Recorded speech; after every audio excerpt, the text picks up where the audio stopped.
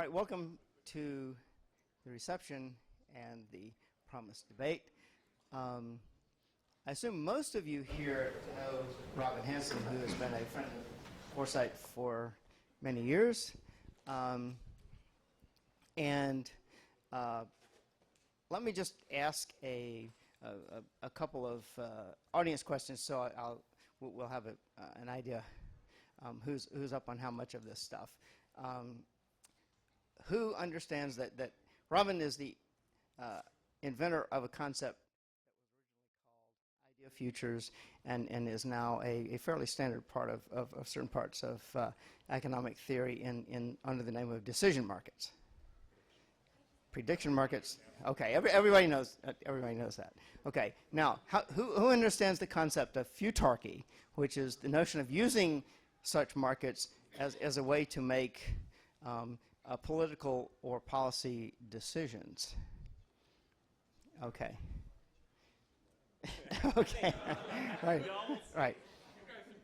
Okay. So anyway, it seemed that we had a reasonable majority who understood decision markets, and the basic idea of Futarchy is in fact that we should use such markets as a major component of a scheme to make policy decisions, and Robin has done this for many years in many ways, and as in fact, if I understand correctly, in part of a company that does this sort of thing for companies, and they get used and so forth.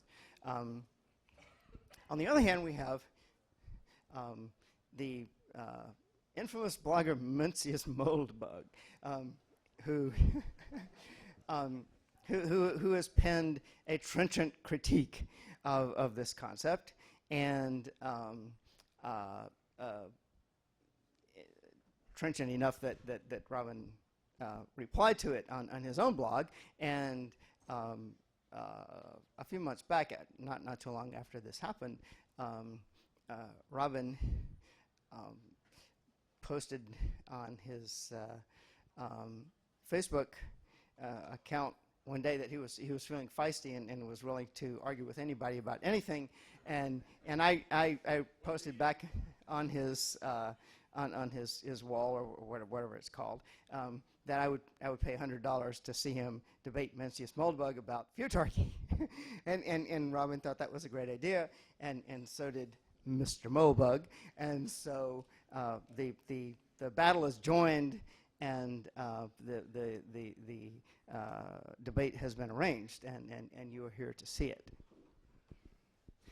Let's see, I believe we have agreed that, yes, yeah, there will be a 10-minute set statement by each of the participants, followed by a ping-pong of question and answer and so forth, followed by a certain amount of audience questioning, which will be moderated by my lovely wife, Sandy,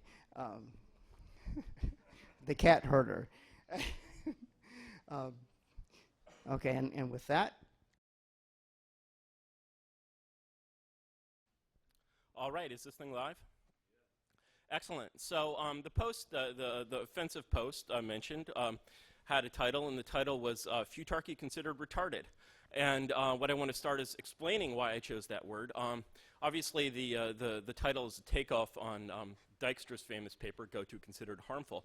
And at first, that was what I was going to title it. I was going to say Futarchy Considered Harmful. And what made me change my mind and go back to the 4th grade for an insult was that I realized that harmful just wasn't enough for this proposal, because I felt that it violated both logic and common sense. And if it had violated just one of those two, harmful might have been enough, but with both of those, the only thing I could think of was retarded. So what I'm going to try to do is I'm going to try to put this proposal in perspective, because I think that if you can see it with the same logic that I see it, your common sense will do the rest. So I'm going to explain the logic. I'm going to leave the common sense to you. And the way I'm going to explain the logic is I'm going to try to bring this proposal of Futarchy down into the realm where your common sense can get a handle on it. Really what we have here is two concepts. We have futarchy and we have decision markets. Futarchy is the use of decision markets at a sovereign level for public policy decisions. So my position is that decision markets can be very useful in certain contexts, and decision markets are by no means always retarded. It's futarchy which is almost always retarded. The way I'm going to explain this is I'm going to explain decision markets myself using a problem which is much more familiar than the rarefied problem of sovereign decisions. And what I'm going to explain is how you would use decision markets to play a game of chess. So if the question is, can decision markets play chess? I believe the answer is yes. And the answer is yes, decision markets can play chess under certain circumstances. Decision markets can play chess if that decision market has two qualities. It needs to be well-trained, and it needs to be disinterested. So let me just explain decision markets in the light of chess for a moment. So you've got a game of chess going on. There's two players in the game. There's white and black. And in addition to the players, you've got kibitzers. You've got people watching the game. So at a certain point, the kibitzers begin to bet. And from their bets, as in any gambling operation, we can deduce odds. That is their prediction of winning the game. So they could predict that white has a 66% chance of winning and black has a 34% chance of winning, which means that if you want to buy a result that pays $1 if white wins, you've got to pay 66 cents for it. So that's fair enough. Most people understand the idea of gambling. And any gambling market is, by definition, a prediction market. So what that market is saying is there's a 66% chance that white will win. So that's all fine and good. Suddenly we wonder, hey, maybe we could get rid of the player and just have the kibitzers play the game. This is the clever idea of decision markets. This is, as far as I know, Robin's idea. It's an excellent idea. And the idea is, okay, well, what we notice is that before white makes a move, the odds in this market among the kibitzers might be, say, let's say before white makes any move, the odds are 50-50. So if white makes an okay move to open the game, a normal opening move, like pawn to king 4, these odds might stay at 50-50. If white makes a bad move, like pawn to bishop 4, then the odds might drop. They might drop to, say, 40-60, because who opens with pawn to bishop 4? So what we can do in that circumstance, the way we can make this kibitzing market play the game, is we can say, okay, instead of taking bets, just taking bets for the current situation of black and white, what we're going to do is we're going to take bets for, we're going to take conditional bets. So we're going to say, if white moves pawn to king 4, what will the odds of white winning be? If white moves pawn to bishop 4, what will the odds of white winning be? So basically, white is only going to make one move. So we're going to take bets on both these moves, pawn to king 4 and pawn to bishop 4. So before the move is made, you can bet on it. If white doesn't move pawn to bishop 4, the bet is canceled. So all the money that went into that bet is refunded, and only if white moves pawn to king 4, only that move only the bets on that move will count. So what we can see from, what we'll be able to see from this market is we'll see that if white, say, if in this conditional prediction market, we'll see that if white moves pawn to king 4, the odds maybe inch up to 51-49. And if white starts with pawn to bishop 4, the odds go way down to 30-70, because how do you recover from that? So as a result, we've gotten rid of the player. This market is making our decision. This is the basic idea of decision markets. Within certain contexts, it's an excellent idea. So let's, I mean, this is a very appealing idea because, you know, who wouldn't want to get rid of the chess player? Who wouldn't want to have an algorithm that can collect the wisdom of these kibitzers and have them make this move? So what I said is that decision markets need two qualities. They need to be well-trained and they need to be disinterested. So let's cover the first. So we have this market among these kibitzers who are making these bets. So our first question is, are our kibitzers chess players? Do they know anything at all about chess? Have they ever played chess before? Because if you have a market of non-chess players and you ask them to bet on a chess game, their results are not going to have anything to do with reality. What you're doing when you make a prediction market on any event, whether it's chess or government or anything, is you're collecting the opinion of the people in the market. If the individuals in the market have opinions that are of no value whatsoever, then the result is of no value whatsoever. Really, a decision market is, or a prediction market is just a slightly more sophisticated version of democracy, which I'm not a fan of at all. So what you're doing is you're saying, well, okay, what's the collective opinion of these kibitzers? If this collective opinion is valuable, you might get a good move. If it's not, it won't be. If these people don't know anything about chess, they're not going to get a good. You're not going to get a good result out of them. There's the famous Carlyle quote, or a quote that should be famous, which is, he says, in respect to democracy, not prediction markets, he says, it's a common estimate that out of every 10 people, 9 are fools. And by no method, no ballot box, no Birmingham machinery whatsoever, can you grind out wisdom from these 10 people, except by removing the votes of 9 of them, and in some way canceling them and reducing them to 0. So the question is, basically, if you're going to ask, is this an effective way to make decisions, you have to actually look at this market and say, does this market consist of chess players?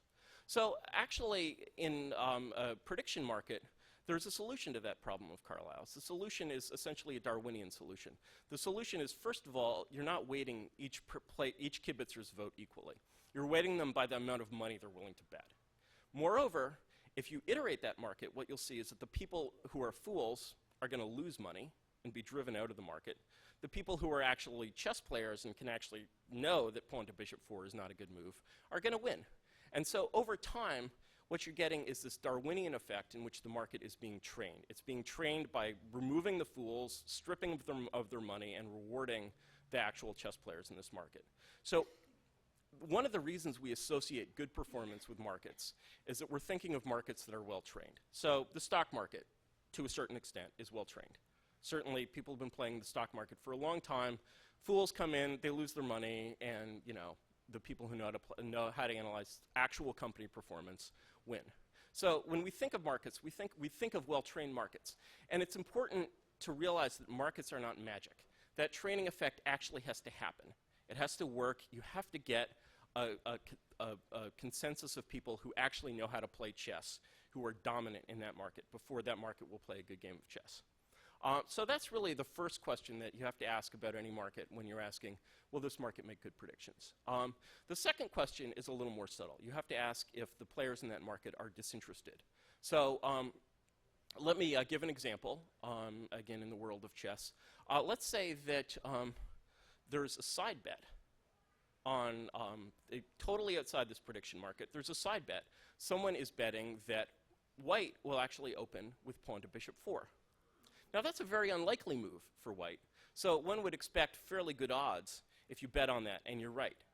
You could actually make a lot of money with that bet if you bet on it and you're right. So let's say the amount of money that you're going to make from the side bet is X. So the question is, can I move this market so that white will open with pawn to bishop 4 in order to make my profit X? The right question is, to see whether this behavior will happen, the question is, how much do I need to spend to move this market? And let's call that answer Y. So if I spend Y betting in this market that white will move pawn to bishop 4, then how can I get this market to, how can I get this bet? How can I get the market odds to be that, to say what clearly isn't true, which is that this is a good move for white? So that answer depends on the depth of the market. It depends on the depth and the liquidity of the market.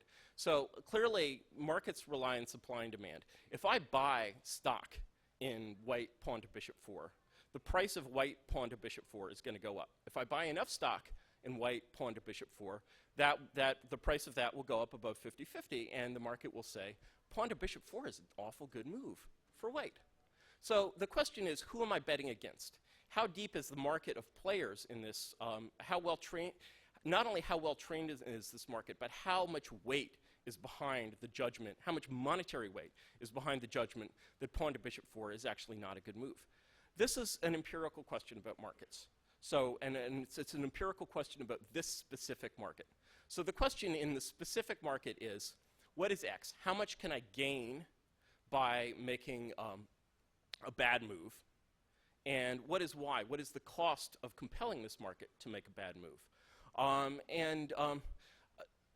If X is greater than Y, this is going to happen. Essentially, what you have to ascertain if you're going to expect this market to make a good decision for you, you have to ascertain that there are no side bets being made on, there are none of these conflicts of interest, and you have to ascertain that basically Y is going to be greater than X for all purposes. You have to ascertain that actually the power of money that wants to stabilize the market is not as great as the power of money that wants to move the market. Now, there's an immediate problem in market design here, which is, how do you know, as a designer of the decision market, how do you know what Y is, what X is? How do you know the value that can be earned from making a bad bet? Well, you don't know what bets people are making on this game outside of the market, so you really don't know Y. Furthermore, you don't control X, because how much good money, how much wise money is there in this market? You don't know that.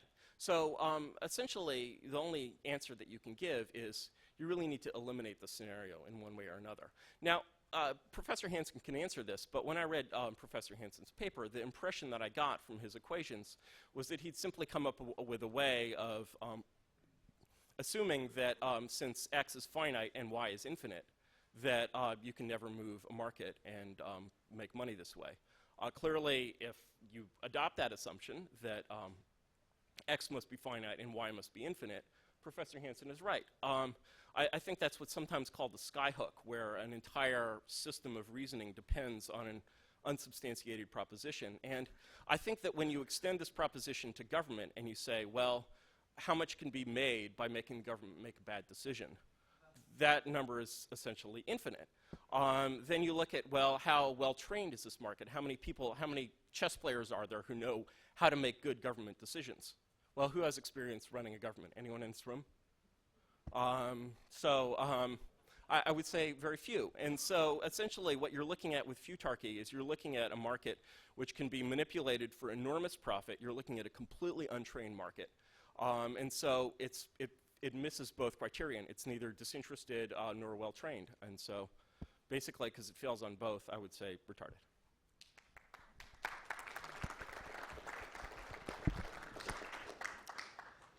All right, we have a lot to talk about. So first of all, what we're drawing on here primarily is a huge tradition of experience and data in the real world, in the field, in the lab, of what are called speculative markets. So we've had for many hundreds of years financial markets like stock markets, commodity markets, currency markets. We've also, for at least a few decades, had regular lab experiments. We bring students into the lab who've never traded one of these things before. We give them the instructions and they trade immediately. Even in the lab, with students who've never trained before, we get, within a few minutes, reasonable market prices from the information they've been given. The prices that are seen in the lab are a reflection of the information they've been given. It's not some random, completely disconnected thing. People immediately, if you've ever run a betting pool, you've also seen this effect. People who haven't bet very much relatively quickly get the idea, and relatively quickly the betting odds reflect things what people know in the room. So the idea is to take the power of this mechanism, these speculative market mechanisms, as a way to aggregate information. And the key thing is we're proposing this as a mechanism of governance. I want to be clear, it's a separate issue what things should be governed by whom. The issue is if there's a body who is in charge of something and trying to govern it, that this could be a way for them to aggregate information in order to decide what to do. So I think a nice, clear, more familiar, easier accessible example would be firing the CEO of companies. So companies are organizations that are governed. Companies have to decide what to do, and one of the most important decisions a company has to do is whether to fire the CEO. We have currently markets for many years in the stock price of a company. These markets reflect people's judgment about the future revenue stream of the company and what you can do with it. And there are many interested parties involved. They're not all disinterested investors. The people in the company often invest. Their competitors often invest, buy, sell short. Nevertheless, these stock markets are good estimates of the future value of the company, at least relative to what. Now, there's a lot of noise and error in these, but remember, the standard should just be whatever is the alternative institution. If you have a hard problem, something that's difficult to estimate, you should expect all of your mechanisms to do a lousy job in the sense that it's just a hard problem. The question isn't, do they meet some absolute standard? The question should be, how does this mechanism compare to the others that you have available? So, for example, for firing the CEO of a company, at the moment what we have is a board of directors whose job it is to decide whether to fire the CEO, usually most of whom were in that position because the CEO recommended them for that position. They have very little financial stake usually in whether or not the company does well or not. They're paid their fixed fee per showing up every few months. And so there's a difficult issue in getting boards of directors to make a judgment to dump the CEO, because that, of course, causes a lot of friction in the local management of the firm. So the idea here would be that at the moment you have a market where you trade cash for stock. So if you want $12 for the stock, that suggests the company is worth less than if people want $15 for the stock. So the idea is to have two more markets. One is where you trade stock for cash conditional on keeping the CEO this quarter. And the other is where you trade the stock for cash conditional on dumping the CEO this quarter. Now you look at those two prices, and one of them will be higher, and that will be advice about whether you should dump the CEO. Now, if the two prices are really close to each other and bouncing around, you'd say, it's not really giving me any clear advice here. And the default, of course, could be to keep the CEO. But if one price is consistently above the other, even as they fluctuate, even as you perturb it, that suggests that the investors are telling you, really, we think we have an answer, dump the CEO. So the recommendation there is first to try this out.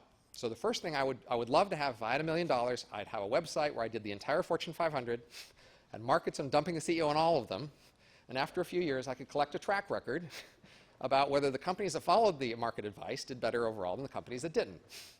And that would be good advice. So first, I'd say, I'm not recommending that you do anything other than set up an experiment so you can collect some data to see whether this works. But then, as it seems to work, I'd say, let's put a little more pressure on these boards of directors to follow the advice of the markets. Unless you've got a good reason to go otherwise, maybe you should, as a default, follow the market advice to dump the CEO if it says to dump them. And then eventually, if you've trusted this enough, why make it advisory? Why not just make it formal and cut out the middleman? So that's the recommendation here. Also, the recommendation is work your way up from small organizations, do experiments in small scale. As you get comfortable with it working on the small scale, try it on larger scales. And eventually, you could try it for a city or a county or a state and maybe even a national government. But of course, it would be foolish to immediately apply some abstract idea to large governments until you tried them out on a smaller scale. So the recommendation is to work our way up the ladder. So it's a mechanism of governance. I'm recommending we try it on a small scale. It's about aggregating information.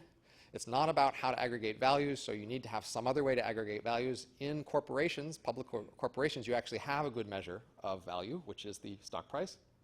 So it's a nice first application there. Later on, when you move to other organizations, nonprofits, for example, they would have to construct some measure of value. That would be a little more work, but it could be worth it in order to gain the advantages of this mechanism. And then the issue here then is, I say you've got a stock market, you accept it, you use the stock market to decide how much investment the firm should get. Firms that have high stock prices can collect a lot of cash, can invest in a lot of projects. Firms with low stock prices have more difficulty acquiring cash, therefore they do fewer projects. That's a good way to decide which firms should get more investment funds. If we do the same thing for these other markets, I'm claiming that looks like a good idea. We're working on the similar mechanisms. We're working on the same sort of processes. Why not try it out there too? Now, if you want to say, well, people are trained to bet in the stock market, but they're not trained to bet in these conditional CEO markets, I'll say, well, how do you expect them to get trained unless you start it up and you use it? Again, you start in an advisory capacity. You start it small. You let people get some experience with it. But as I've said, in the lab, people within an hour can learn to use markets and to have information aggregated in those prices. There's the issue of manipulation, and this is one of those issues that's come up over and over again. Most ordinary familiar financial markets have people participating in them who have agendas. This is just the fact of life in most of the familiar financial markets that you know about. Nevertheless, they do function adequately. Also, many of the institutions that you're using instead, like the boards of directors, there's a lot of conflict of interest there, or other forms of governance. All forms of governance have problems. The issue should be which ones do better than which other ones. Now, it turns out that speculative markets do remarkably well on this manipulation thing. The main evidence I will say is we have done field experiments and lab experiments that reflect well this theory that he was talking about. But I will not emphasize the theory, I'll emphasize the lab experiments. So we do a lab experiment where one day we bring a bunch of random students. We give them each some private clues about some asset. We have them trade about that asset. And at the end there's a price, and then we see how well that price corresponds to what they should have guessed if they had aggregated all their information, which of course they didn't. We just gave them each a piece of information. Another day we bring in another set of students, but now this time what we do is we take half of them and we say, you're going to get a bonus if the price is more in this direction. It's not about what's true. It's just about the more you can move the price in this direction, the bigger your bonus is going to be. Say we give half of them that information that they're going to get this bonus, and the other half knows, you know what? The other half of the students, they're going to get a bonus if they move the price. Now, you can do the experiment where they know which direction the bonus is going to be. You could also do the experiment where they don't know which direction the bonus is going to be. Either way, it turns out the prices where there's this bonus to manipulate the price are just as accurate as the markets where you don't have the bonus to manipulate the price. Now, you might be surprised by that. You might think, but people had an incentive to manipulate the price. Why couldn't they do that? So the key thing the story tells you, the theory tells you, is that the people who knew that the other people were there to manipulate the price changed their behavior in response to that. They expected that manipulation. That means, first of all, if they knew the direction of that manipulation, they just traded the other way. They just pulled it back if they knew the direction. If they knew those other people trying to raise the price, they tried to push it back down. That rated out. And many of the situations you can kind of predict which way people might want to push things. But even if you don't know which way they're going to push, you basically are willing to trade more either way. So the way to think about these is, one way to think about these markets is in terms of fools and non-fools, which I like to think of as wolves and sheep. Most of the markets, now you can actually subsidize these markets. You can have a market where there are only wolves, no sheep, where there are only people who know what they're doing, and that can work if you have some sort of formal subsidy. And I would recommend that subsidy for me. The company should do that. The company should subsidize the market in whether they should fire the CEO in order to get the information about whether they should fire the CEO. Even if you don't, though, you often get these fools. There are many of them around, and they will come and trade on things, perhaps even randomly, and it turns out that's where the wolves go. So if there are a place where lots of sheep go, it turns out the wolves go there too. And because the wolves go where the sheep are, the market with more sheep are actually more accurate. So you don't have to just ask, well, there's some parameter out there that says how many wolves and how many sheep there are in each market, and geez, you shouldn't trust the fact that there might be more than one in the other, so you should just give up on the whole thing. The wolves respond. People who are informed traders look around for which markets are the places to make the most money. And the more places where there are fools trading is where they can make more money, and they do go there. And that means that those markets get more people eagerly trying to figure out what the price should be, eagerly making larger trades, and makes those markets more accurate. So that's just a general feature of financial markets. Across larger companies have more accurate prices, betting markets with more people in them have more accurate prices. That's just a general feature. Now, the thing to realize is these manipulators, these people who want to go in and push the price in some direction, not because that's what they think the value of the asset is, but just because if people thought that, then they would get some advantage, they are sheep. Because this is the definition.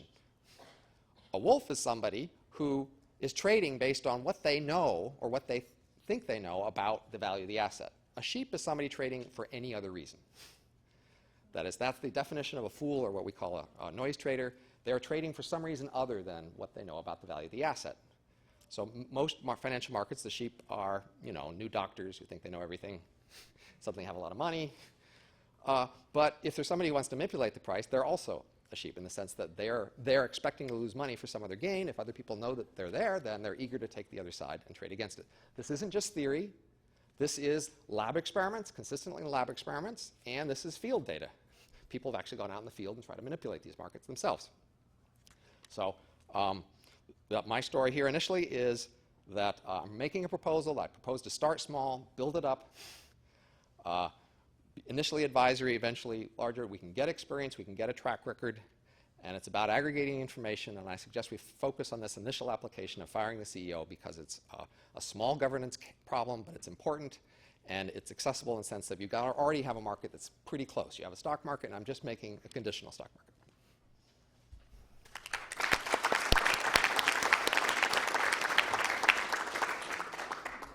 It's ping pong time. You guys ask each other questions. All right. Well, I'll try to make as shorter response to that as possible. I guess my general response to that would be is that what Professor Hanson is saying is that in his lab experiments and in the empirical studies he's done, he's studied markets in which, in fact, it turns out that Y is greater than X. And every market is different. In some markets, Y is going to be greater than X. In some markets, X is going to be greater than Y. And so really, every market is an individual phenomenon. Every market, there's no magical principle animating these markets. But I outlined a principle. So what do you think of that principle? What I think of that principle is basically you've said, you've outlined empirical evidence that in certain cases, such as your lab experiments, such as some things you've looked at, that manipulating these markets turned out not to be profitable. But I outlined a principle of why Y is larger than X. Yes, I also outlined that principle. I said that markets, we agree on that principle. Let me do something positive here. I want to be positive. I know that you have a company and you're selling this stuff, and I think it's a good product. And so let me outline a change to your firing the CEO market, which I think would actually make the market work. And that is, we're going to have a market in firing the CEO, and we're going to restrict that market to people who are employees of the company. And if we restrict that market to people who are employees of the company, we get both of the things I asked for. We get a market that's generally disinterested. Okay, some people may have personal quarrels with the CEO. Some people may have, personal bugs about this project or that project. That effect is liable to be relatively small. Likewise, we have people who actually know that company because they work there. So if I was going to make a market in firing the CEO, that's what I do. Now, why don't we apply this to all the other financial markets we have? Why don't we say, you shouldn't be able to trade in orange juice futures unless you've been an orange farmer? Well, the thing about trading an orange, the difference between trading in orange juice futures and trading in firing the CEO market is that there's no decision conditional on the price of orange juice futures. Well, how about you shouldn't be able to trade an IBM stock if you're not an IBM employee? People by just as Professor Hanson says, you're always going to have people who are interested. The question is, do the people who are disinterested predominate? Do they overpower the others? So in the example in which we restrict trading to employees of the company, they do. Let me give an example of this firing the CEO problem in which I'm not sure they would. Let's say you're competing with Apple. Apple is run by Steve Jobs. Now, it's well known that Apple was very ineffective without Steve Jobs and became very effective when Steve Jobs returned. Unlike most CEOs who can be who are probably just suits, frankly, and could be replaced without much damage to the company, if the market were to learn tomorrow that Steve Jobs was dead, Apple stock would drop by $30 billion. So firing Steve Jobs, or let's go even farther, firing Steve Jobs and replacing him with a chimpanzee. So we're going to have a market in firing Steve Jobs and replacing him with a chimpanzee. Now, how much do you think firing Steve Jobs and replacing him with a chimpanzee would be worth to, say, Google or Nokia? That's a fairly large X we're talking about. So in order to... wait. Ordinary financial markets in companies, like ordinary stock markets, how much Google can raise in cash depends on Google's stock price. Same for Microsoft, same for Cisco, same for any of these companies. Ordinary stock prices do affect important decisions. They do. And so you could say, well, Cisco's competitors would try to knock down the Cisco price so they wouldn't have as much to invest, right? They certainly do, but they don't affect them in such a clear-cut and obvious manner. Again, in most cases, yes, stock prices do drive decisions. Anyone who's worked at a company knows that. They drive decisions in a very weak and disconnected way. And they drive decisions in a way such that, again, in the case of a normal functioning stock market, there will always be exceptions. In the case of a normal functioning stock market, so if decisions were hanging on the stock price, then you'd say, let's not anybody let trade in the stock market except the employees. Yeah, I would say that basically you need the two criteria I've outlined. You need a market that's well-trained and disinterested. If you have a market that's well-trained and disinterested, go for it. So, like, one of the positive things I saw in your discussion that I saw is you said, well, let's not have this market be effective right away. Let's have it be a prediction market. We're going to train it as a prediction market. And then once we have a well-trained prediction market, we're going to flip the switch, make this binding, and turn it into a decision market. That's a good idea. That's really sound, solid thinking. You've got to train the market first. So again, when it gets back to, let's not forget that the original discussion was not over whether to fire the CEO. The original discussion was over government decisions. For government decisions, X can be huge. X can be enormous. A bad decision can be enormously profitable to many, many interests. So you're talking It's about... just because they're larger decisions. Yeah, you're talking... Any large decision has people who are affected both ways. It's not proportionally different. My question as to whether the decision market is going to work or not is X greater than Y? So basically, you can show me all the examples of real-world markets you want in which X is not greater than Y, and I will say, go with your decision again, market let me outline the theoretical argument, which is verified in our lab experiments and our field data, which is that the number of informed traders who show up in a market isn't some random thing the universe throws on things.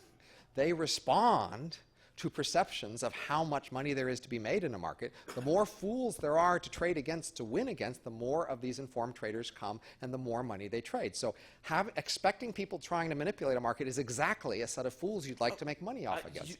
Again, if you have yes, that can very well be the case, but it has to actually be the case. You have to actually have... What more do you want? We have lab experiments, we've got field data, we've got theorems. What do you want? You've never tested this at all with government decisions. And your lab experiments are for a completely different market. And you don't think we should test them for government decisions? I don't think, because how are you going to train the market for government decisions? How are you going to... Yeah, you'll start small. Professor Hanson has proposed... How about a little village with 100 people? Is it all right we try it there? Well, who wants to live there? I mean,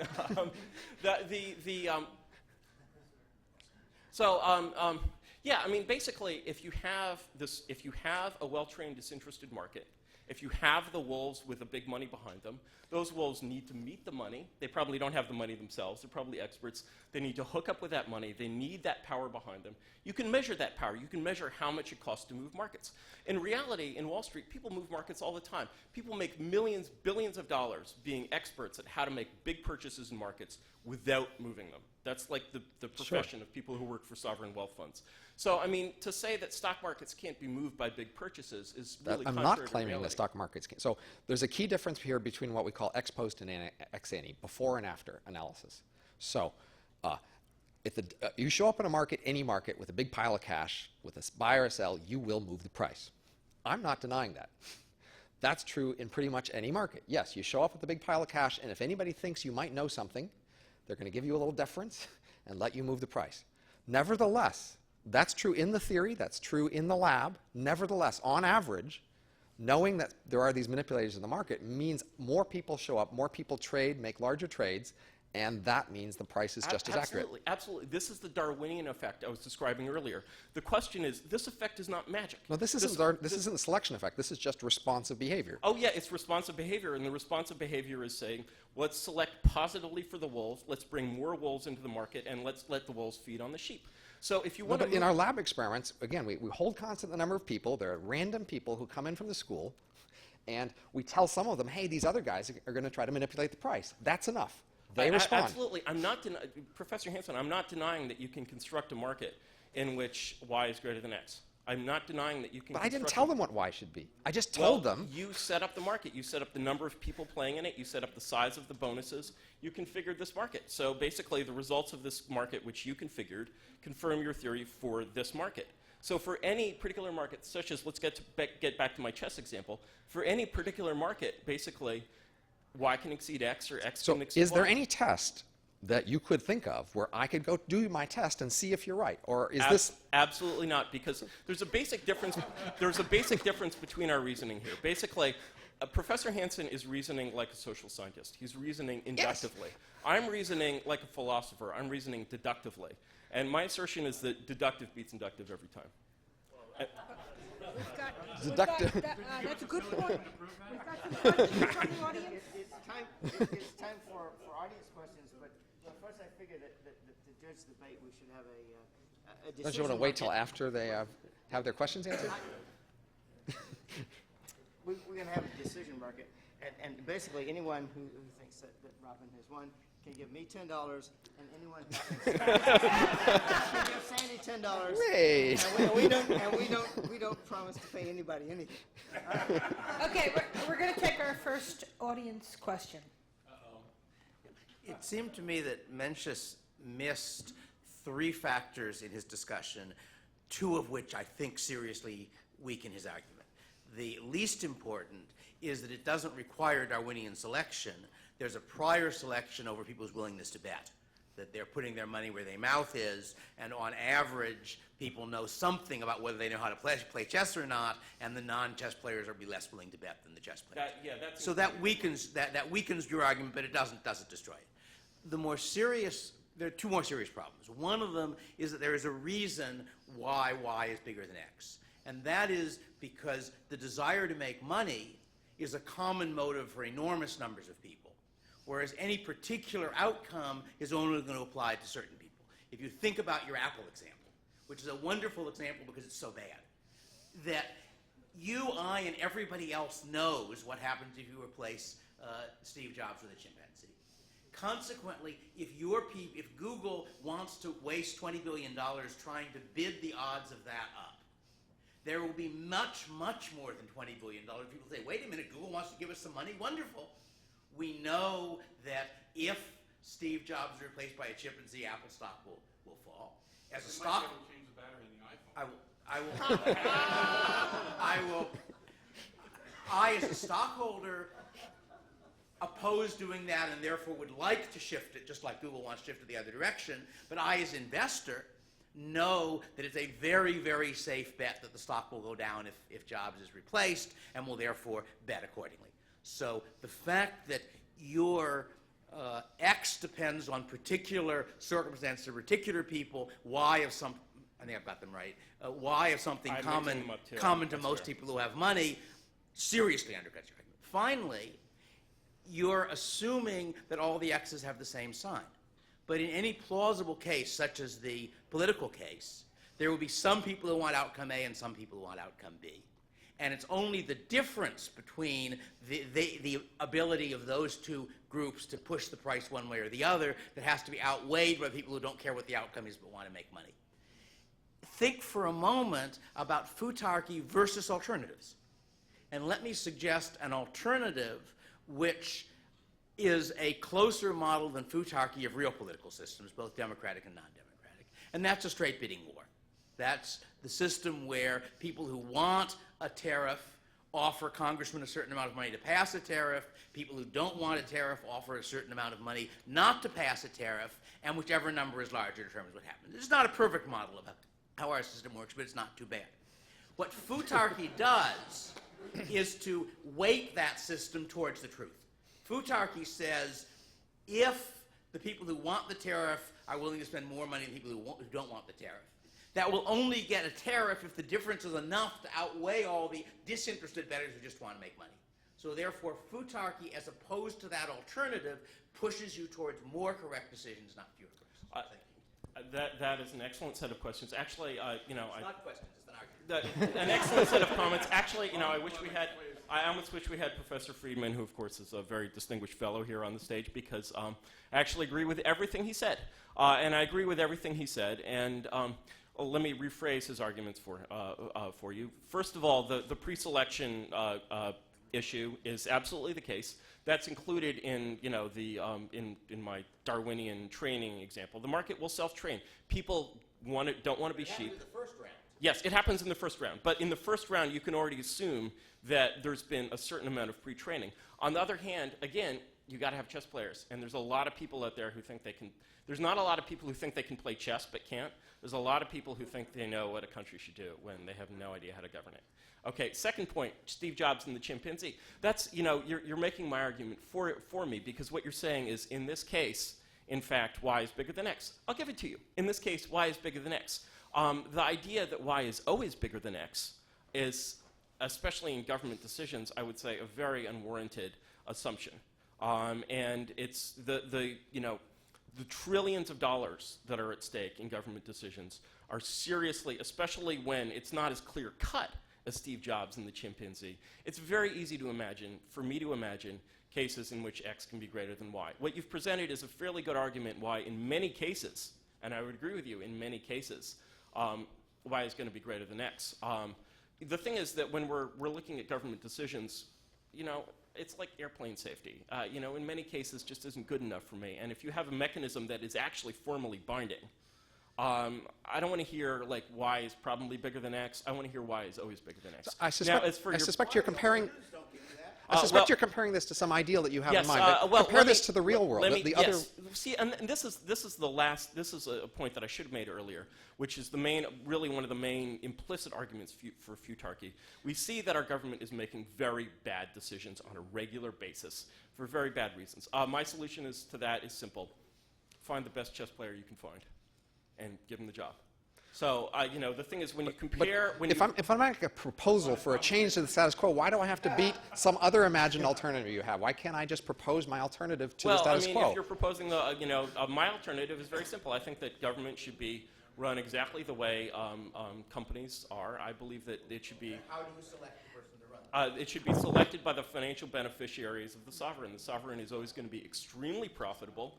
Often you see in government, in wasteful spending, what you're seeing is really disguised profits going to beneficiaries. You're seeing a lot of entitlements that are disguised profits, a lot of overpaying that are disguised profits.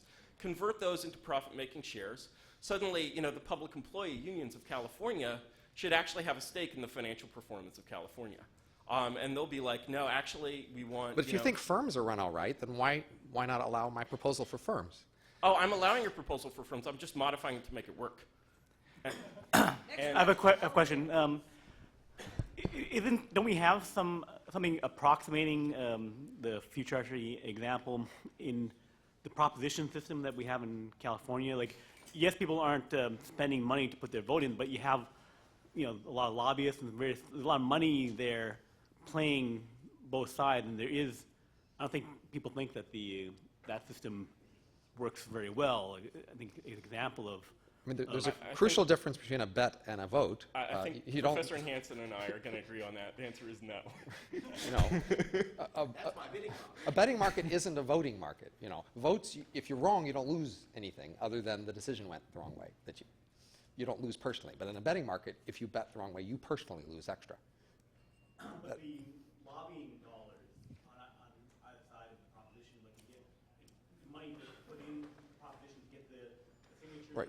But that's a constant. So we have to deal with that problem. Every institution here has to deal with that problem. The question is, what's the best response to that feature?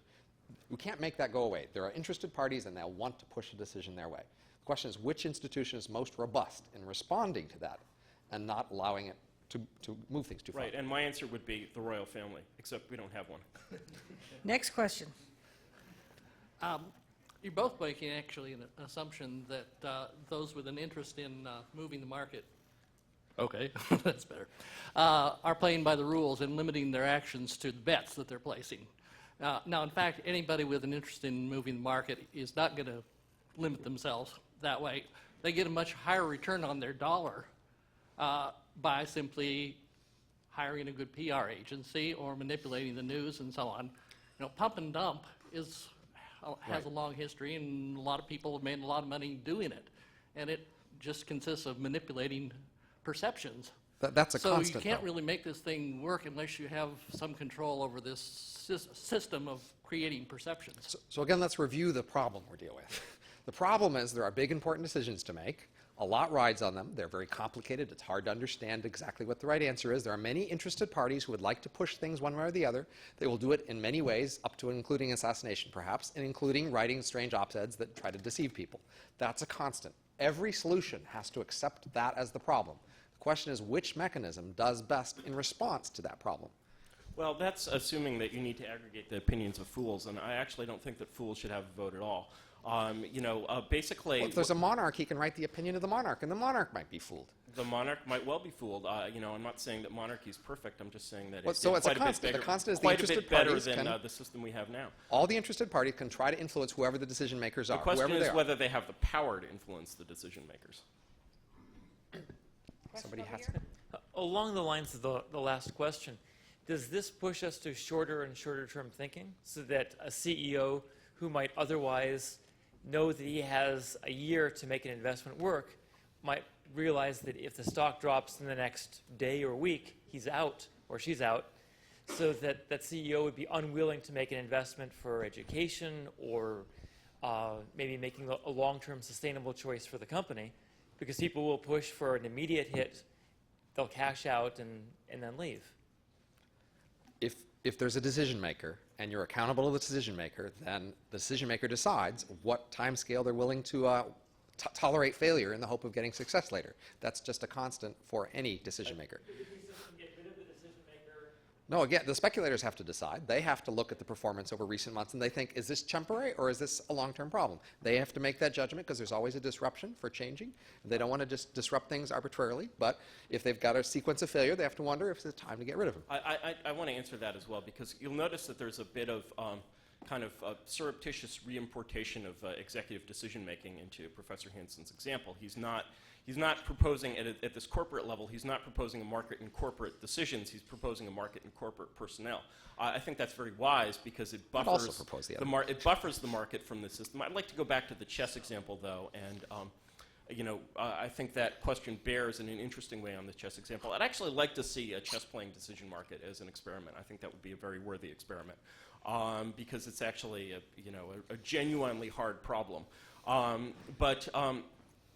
One of the problems with collective decision-making in something like chess is that chess is a game of strategy.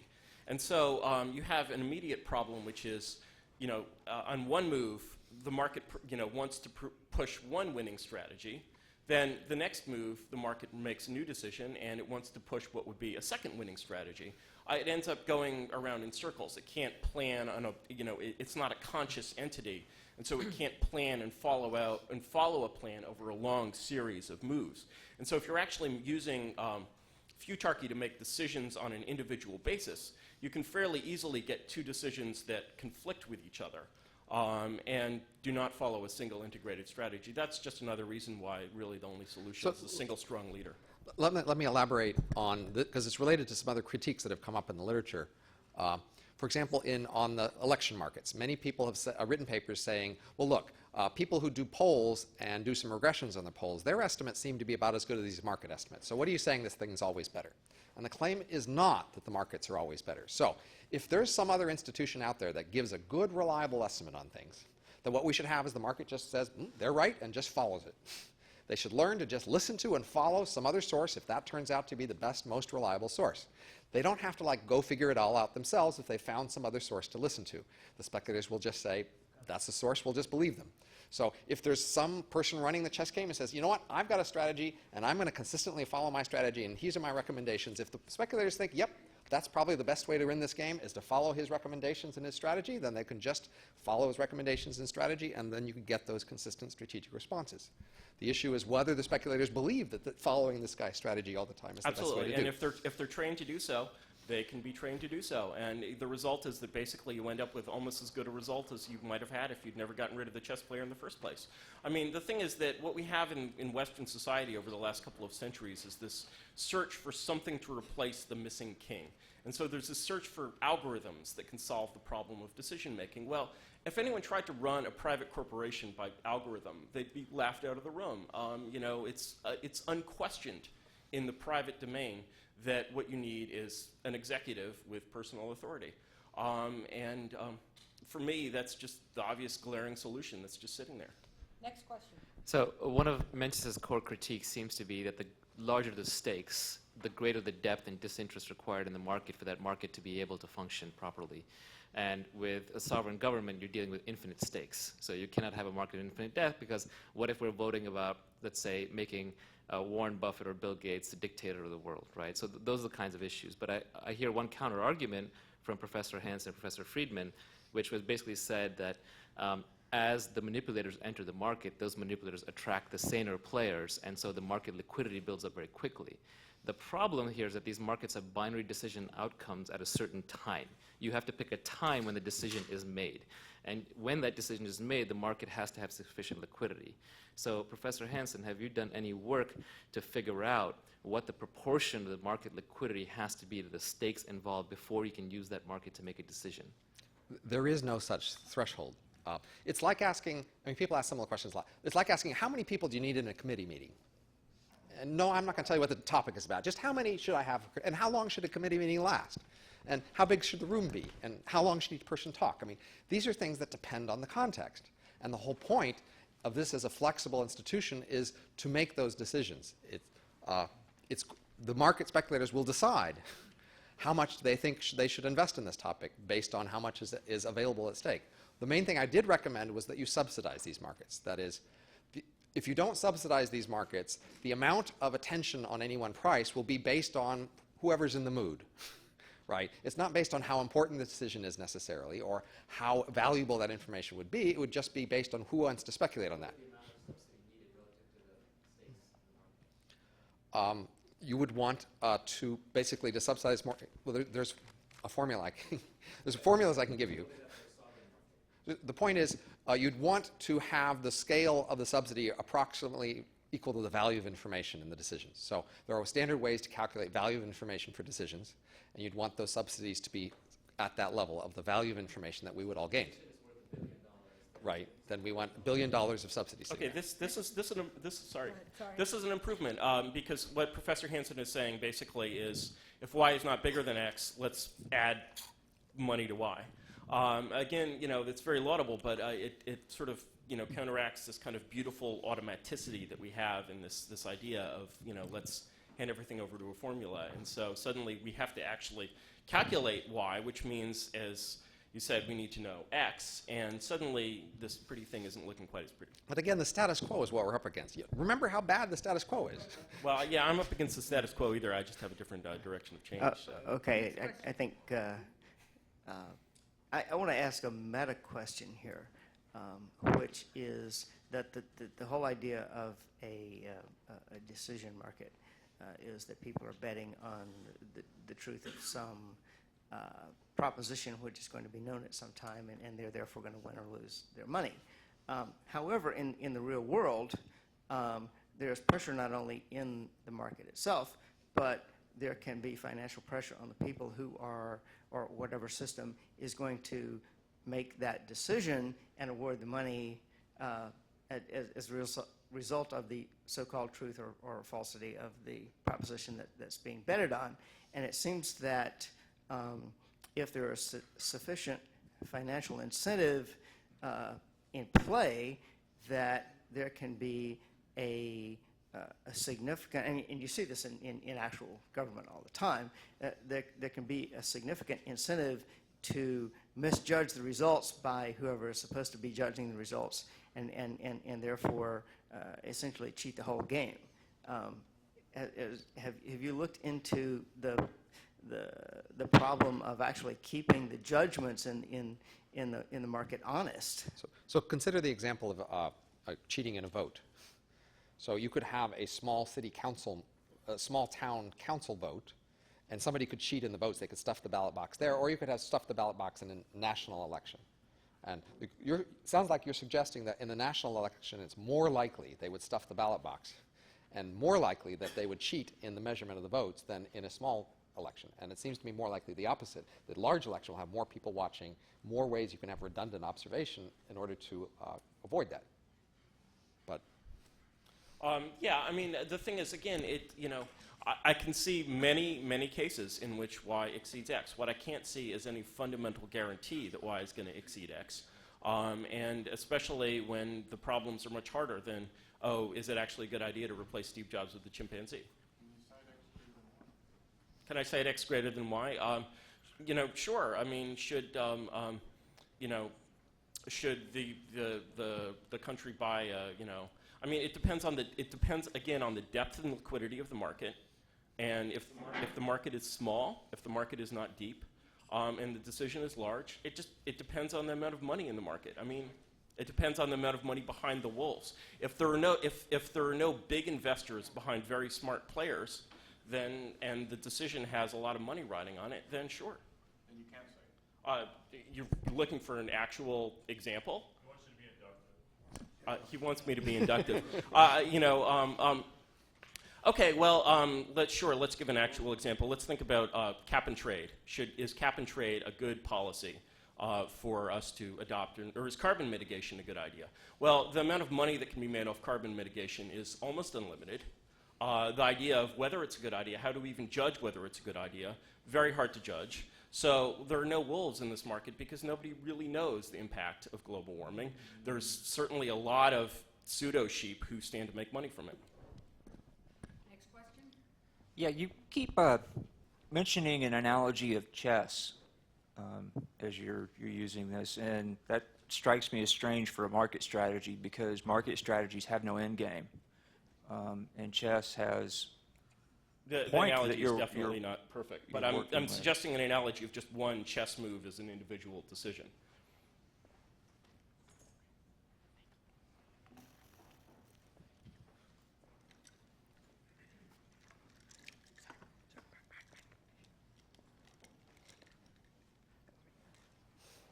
Yeah, I actually had a question for Robin because I don't really understand his proposal in the national context. Okay. In the context of the firm, we have a measure of the outcome, namely the stock price after the CEO is or isn't fired.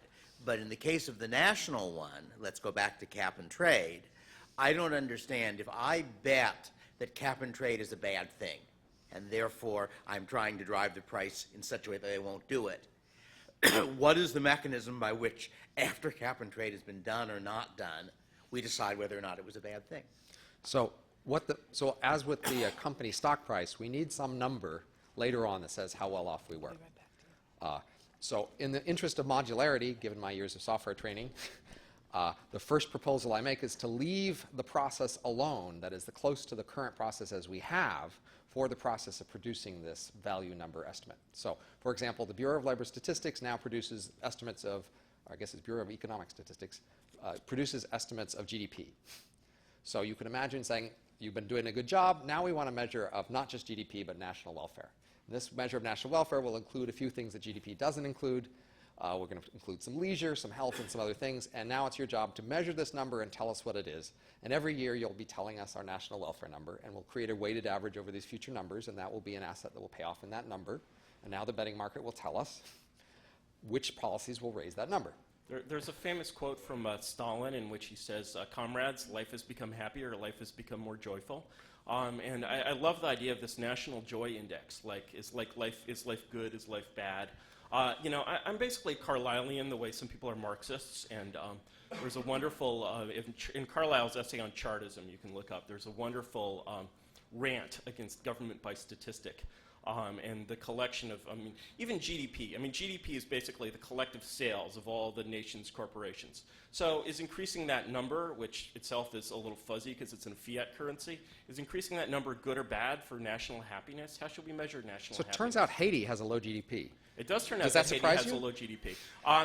So there's certainly a correlation between, national happiness and how well you're doing. But at the level of, okay, let's say everyone in America... We don't have a perfect option here, okay? We certainly don't. You've got your king, right? And how am I supposed to know that this king is going to make the decisions according to all of our interests either? Obviously, having some formula will have some problems, but the perfect king isn't available either. Well, our voting system doesn't work very well, so... No, our system certainly doesn't work very well, and I think we can agree on that. My proposal basically is to say, okay, let's make the king financially responsible to the beneficiaries of the national fisc. And so, basically, if the Corporation of California has an incentive to maximize the real estate value of California, has an incentive to maximize the value of California as an enterprise. If he doesn't do well, his stockholders dump him. I think that even he might an want average... to enslave the citizens that might... I think even an average low-quality corporate CEO put in charge of California, given full corporate authority over California, would turn it into a paradise compared to what it is today. And it's already pretty nice. We're going to do two more questions, and this is number one. I'd like to ask both gentlemen to assume, just for the purpose of this question, that natural rights are an important value, and answer this question: which system, monarchy or futarchy, would better defend property rights? I can go first if you want. I would say my system would better defend property rights because my system does not create any incentive for those property rights to be violated. One of the worst things that a monarch can do is abuse his subjects because his subjects create the value of his enterprise. So whereas I would say Professor Hanson's system creates all kinds of, as we've seen, strange pathological incentives, if I may borrow a term from one of the lectures we heard today, and preventing those pathological incentives from existing is quite a difficult problem. If you look for pathological incentives to violate natural rights in a situation in which you have a CEO king who's financially responsible, you can perhaps find some. You'll have to look a little harder, and there will be arguments against you as well. The American South enforced property rights in slaves. Was that an example of the virtue of natural rights? I mean, you know, people dealt with, they traded with the South. There was a perfectly reasonable place to trade, to visit, to buy property, because, of course, they were enforcing property rights. Just because they enforce property rights with neighbors doesn't mean they'll treat their locals well. My alternative was to say, if citizens care about property rights, or if property rights are useful to achieve whatever citizens do care about. So if citizens can say, you know what, I don't know if I care about property rights, but I just want to be rich 20 years from now. Just, you know, we're going to set it up so that we can be rich in 20 years, and we're going to maximize our chances of that. If property rights turn out to be the thing that makes them rich, then Futarchy will say, damn it, we're going to force property rights because the speculators think enforcing property rights is going to make us rich, and that's the way we do things. So the question is, do you think property rights will give people what they want? This will be the last question. Now, this is primarily for Mencius, but to Robin too. Mencius said that he thought an average CEO would make California into even more of a paradise than it already is. Now, I've worked for the government, and it's miserably badly run, and I've worked for big corporations, and they're miserably badly run too. And controlling for size, it's always seemed to me that local governments do an even worse job than corporations, but that national governments actually do a much better job than corporations do. Although I wouldn't expect this a priori. It's just the experience I get both working for corporations and dealing with corporations, and working for the government and dealing with the government. But they all do an amazingly bad job. So I guess my main question is, why do you think that, given that every system we have for large groups, except maybe private equity and private ownership, does such a miserably bad job? We have almost no private ownership of large institutions in the modern world, and almost no variation among the non-private ownership. Everything is done with these extremely inefficient corporate structures, extremely inefficient government structures, and even worse nonprofit structures for the most part. And do you think things were better in the past, Robin? And I know Mencius does, but I don't. If Mencius thinks they were better, why do you think things went from better to worse? There's a number of questions there, but they're all extremely good questions. First, I think you're having worked for some big companies myself and seeing how badly managed they are, and being from a family of civil servants in the federal government, I think you're unconsciously using a slightly different scale when you look at the way governments do things badly versus the way private corporations do things badly. The thing is, it's very difficult to know what good governance in the 20th century looks like, because governance has been so lamentably bad for so many years. You really have to go back to, you know, your pre-20th century examples and think in terms of, say, a ruler like Frederick the Great before you're looking at, you know, what would good governance be? So if you ask, you know, for me, the question is, what would Steve Jobs do with California? What would Frederick the Great do with California? I think both of them would do something quite a bit better than what's being done today. Frederick the Insanely Great. Wonderful. Can I use that? That's not copyrighted or anything? That's Frederick the Insanely Great. Steve the Insanely Great. So, yeah, that's I think one of the main things. And as far as the decay of government, I think what we're seeing is just a fracturing of central authority, and the resulting, basically, bureaucracy and anarchy are very causally related to me. If you want, a lot of people want to attain power of their own. They want to attain importance by destroying central power. And so this opposition to central authority, which you'll see even in corporations, you'll see people wanting to build up little empires of their own and, you know, be like, oh, well, you know, we in the research division do what we want. There's a wonderful anecdote I heard from someone working at Apple who was working there in the QA department when Steve Jobs came back. And the anecdote was, there was this division of Apple called the Advanced Technology Group. For many years, I've been observing this institution, and they really seem to be producing nothing of value. And Steve came back, and just furs flying everywhere. And so one day, this manager comes to him. Now, this guy's a QA guy. This is the lowest, you know, rung on the status pole of, you know, the Silicon Valley. One day, and he's a lowly, you know, employee. One day, his manager comes to him and says, "Hey, you know, next week we're moving into such and such a building." And this guy says, "Well, but wait, isn't ATG there?" And his manager says, "Yeah, don't kind of keep it quiet for a little bit." And ATG was just gone. vaporized, killed utterly. You can't really find examples of that happening in government. I mean, and so really, when you're talking about quality of management, I mean, you know, reorgs happen all the time in the private sector. Units get vaporized that aren't performing. Happens on a regular basis. You almost never see it in government.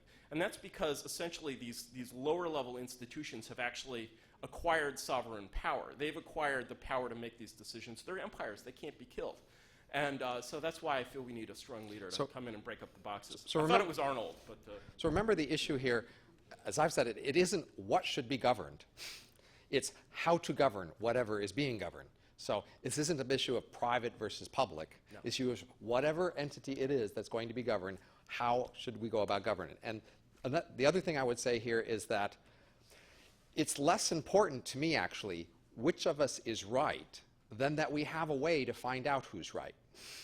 So I'm proposing that all it takes to find out if I'm right is to fund some markets that work in parallel with existing institutions. All you have to do is pay for these markets to exist in parallel, and then we can collect statistics on how they do, and then we can start to build it up.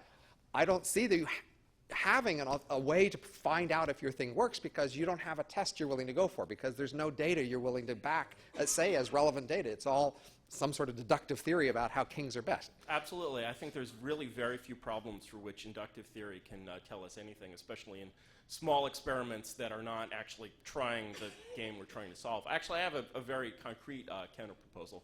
My concrete counterproposal, which is even more accessible than my proposal for what I call a neo-cameralist system of government, which is a takeoff on Frederick the Great's term. My proposal is that what we have is something that I call a true election. A true election is an election in which the winner of the election attains actual, complete control of the government. And how? What happened in the post-colonial states in Africa? We're not. Yeah, we have one vote once, and it's also what brought. Well, the experiment's been done in Africa. This isn't Africa. But how will we know that your proposal works? Where can we look? Is Africa data work help? Can we look at that? Where do we look? You have to actually jump. I mean, how did we know that democracy worked? We didn't. We tried it. Okay.